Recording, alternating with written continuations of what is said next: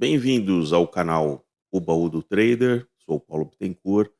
Vamos falar um pouco sobre o velho sindicalismo na política nacional, tentando interferir nas atividades econômicas. Acompanhe o vídeo até o final.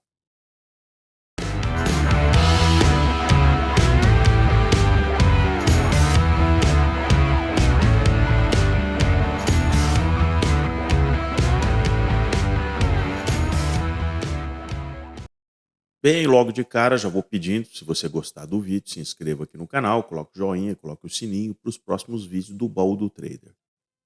Na análise nossa de mercado, a gente também tem que avaliar as questões políticas, né? O que está sendo discutido na política nacional, quais são os atores dessa política nacional. Isso vai interferir na formação de preços de todos os ativos que vocês tentarem investir. Então, eu vou mostrar aqui para vocês para fazer os meus comentários na sequência. Vejam só isso aqui. Vejam 2023 e nós temos essa frase do ministro do Trabalho. Se Uber for embora do Brasil, o problema é da Uber, não é nosso, diz Marinho, ministro do Trabalho. Então, voltando aqui só para vocês, só para pontuar o seguinte: o problema é da Uber. Assim, eu acho que o Brasil depende mais, assim, dos negócios, dos empregos que a Uber gera, do que a Uber no mundo, né. Apesar de que o faturamento no Brasil é bastante relevante. Mas veja a pequenez da interpretação. Esse é o desapego, né, total à iniciativa privada, né. Então, se a sua empresa fechar, se você realmente, deixar de produzir no Brasil, como a Ford, por exemplo, decidiu deixar de produzir no Brasil, o problema não é do Brasil, o problema é da Ford. É mesmo? Será que é mesmo? É isso? Esse pessoal é um sindicalista da época ali do ABC, quando o sindicato dos metalúrgicos era muito forte, tão forte que ele forçava greves para depois líderes sindicais, que eu sei bem, porque eu conheço bem essa época, né, dos anos 80, em que eles cobravam pichuleco para encerrar a greve. Talvez ele não se lembre disso, né, mas assim, o poder desse sindicato dos metalúrgicos simplesmente se evaporou. Empresas saíram do ABC, foram para outros estados do Brasil, exatamente para fugir, né, desse sindicalismo canalha. A própria Embraer, em São José dos Campos, quando eu residi em São José dos Campos, a Embraer decidiu ir montar outra planta lá em Gavião Peixoto para fugir do sindicalismo babaca que tinha em São José dos Campos, que fechava tudo a Embraer, aquela coisa toda. Então, isso que esses caras conseguiram. Realmente é fechamento de plantas, eles não têm mais o poder nem nos sindicatos metalúrgicos e dos sindicatos bancários, né, que eu também vivi e atuei nessa área há muitos anos também. Se evaporou. Hoje, esses sindicalistas dessa época dos anos 80, eles ainda têm um poder no setor ali dos professores, do setor, principalmente do setor público, né, são dominados ali por uma pessoa que controla o sindicato ali, dos professores de escolas públicas, e talvez um pouco em algumas áreas dos servidores públicos, empresas públicas, alguma coisa assim. O resto acabou. Por que esse cidadão está tão interessado em interferir na empresa de aplicativos? Ninguém é obrigado a se credenciar numa empresa dessa. É voluntário, você se credencia para isso. Se você está trabalhando muitas horas, essa coisa, isso é outra questão. Nos Estados Unidos, por exemplo, qualquer motorista de caminhão, seja independente, ou seja ligado à empresa, tem lá uma espécie de um taxímetro, né, quando você liga o caminhão e tal, ele começa a contar uma hora. Se uma autoridade te parar e falar assim: "Olha, você já está dirigindo mais horas do que é permitido". Se não me engano, eu acho que são 6 ou 7 horas por dia, né, a cada 24 horas que você pode dirigir.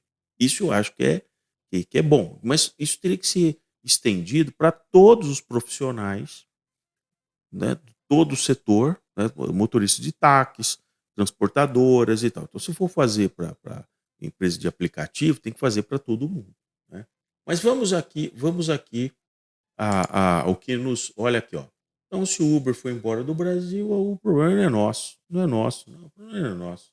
Quantos empregos, as relações de trabalho que eles vão destruir, e o problema não é deles, né? Sabe o que está por trás? Eles querem voltar a cobrar. Essa é que é a questão. Porque eles não controlam essas pessoas. Então, veja interessante. Chega um ponto aqui, tem um ponto da entrevista, que ele diz assim, é, que o motorista de aplicativo não pode se considerar um empreendedor. Ah, não pode? Todo aquele pessoal que se tornou MEI, né? Esse que é o problema deles. Eles estão contra, inclusive, a credenciamento da pessoa ser um MEI, né? Um microempresário individual. Porque aí eles não controlam via sindicato. Eles não têm pichuleco para cobrar. Não tem assembleia que o cara vai lá chutar a sua canela se você não votar pelo estado de greve, essa coisa tudo, que eu já passei por isso, né? Vai os truculentos lá do sindicato e tal, aquela coisa toda, para forçar aquela decisão e tal. É assim, é um movimento sindical exatamente truculento, não tem nada democrático, né? Então esse cara é dessa época, né? Essa época de 40 anos atrás que o cara está tentando reproduzir hoje no Ministério do Trabalho, né? Então, assim, um motorista não pode se considerar um empreendedor. Vai perguntar para o motorista do Uber. Vai perguntar para o motorista do Uber se ele quer que você meta o bedelho na vida dele, tá certo? Então, aí ele fala aqui que aqui vai questão, né, que o motorista determina, só a única coisa que ele determina é a sua jornada, não sei o que, isso, e assim por diante, tá certo? Deixa o cara, se toca, cara, não é isso, tá certo? Né? Aí o cidadão tá ali aparecendo e tal, aquele cara dos anos, né, 80, achando que ele vai agora em 2023 impor esse modelo sindical falido, retrógrado no Brasil em 2023. Não vai, meu filho, não vai, não é. Agora, isso é um sinal muito importante, porque esse é só o começo do que esses caras vão começar a interferir na questão trabalhista. E, de novo, qual que é o objetivo principal? Eles querem o pichuleco. Se não rolar o pichuleco, a atividade não é boa. Não é boa. Se você deixar o cara tocar a vida, como nos Estados Unidos, que o cara negocia, né, quanto que ele vai receber por semana, e ele não tem compromisso nenhum ali, não tem que ficar com carteira assinada. Não, senhor. Você vai trabalhar aqui, tal, aqui, atividade, tal. Veja, em qualquer restaurante, a flexibilidade que tem das pessoas que trabalham nos restaurantes americanos, que tem lá muitas vezes um valor fixo, mas o grande interesse dele é pela gorjeta e pelo atendimento que ele tem. Inclusive, qualquer restaurante mais assim, já situado, né? As áreas do restaurante, elas são cobiçadas exatamente em função dos melhores lugares ali, dos melhores. Tal.